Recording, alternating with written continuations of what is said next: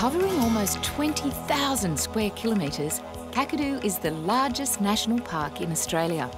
It protects an entire tropical river system and no fewer than 8 distinct habitats, providing a refuge for a daunting number of plants and native animals. 1/3 of our nation's birds live here.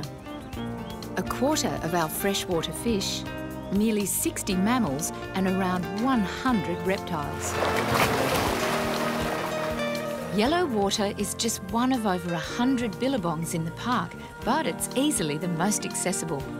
The wildlife here has accepted humans on the landscape, tourists like us, as part of the natural scene, so people can come here and observe animals just being themselves.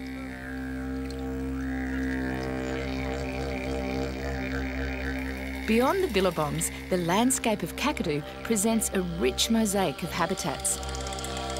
There are tropical woodlands and shorelines and lush mangroves to explore.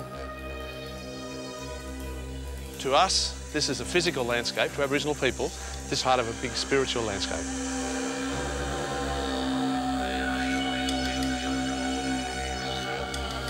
We've got several names of creators, Warramungi, and the Barramundi this river was created by. Barramundi is my totem. He created East Alligator River. When you look across, that's the part he traveled, cutting the ground, wanting to land at the ocean. It's impossible in a single visit to Kakadu to fully understand the complex and intimate relationship Aboriginal people have to this landscape, but there are several tours you can take in the park that will give you some insight. Now with the flower that grows on this tree, it only lasts a day. Now when the flower drops off the tree, you can eat it. It helps to cure upset stomachs. The 2-hour Guliyambi cultural cruise runs every day between May and November on the East Alligator River.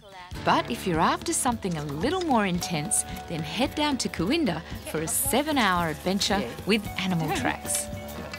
It's a very hands-on bush tucker experience that will test your bush skills and tease your taste buds. Sunny side up? Sunny side up.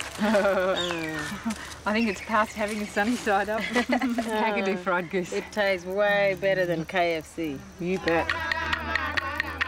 Aboriginal people have a long history of creativity, expressing themselves through song, dance and, of course, painting. And touring some of the more accessible alfresco galleries is a key Kakadu experience. One of the prime locations is Wilby Rock, overlooking the vast Narrated floodplain. This is one of the most beautiful parts of Australia. There are paintings here of thylacines, a species that vanished from the top end more than 4,000 years ago. And even earlier paintings in the region depict a tapir-like creature that's been missing in action for 46,000 years. So that actually would make it the earliest painting, the oldest painting in the world.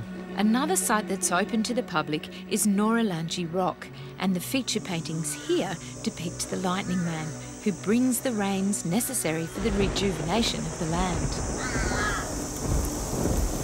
You can see his children. At this time of the year, they come out there. His children are the white-capped grasshoppers.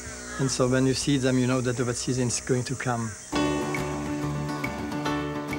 If your visit to Kakadu or neighbouring Arnhem Land does coincide with the onset of the wet, be warned, it can be hellishly hot at this time of year.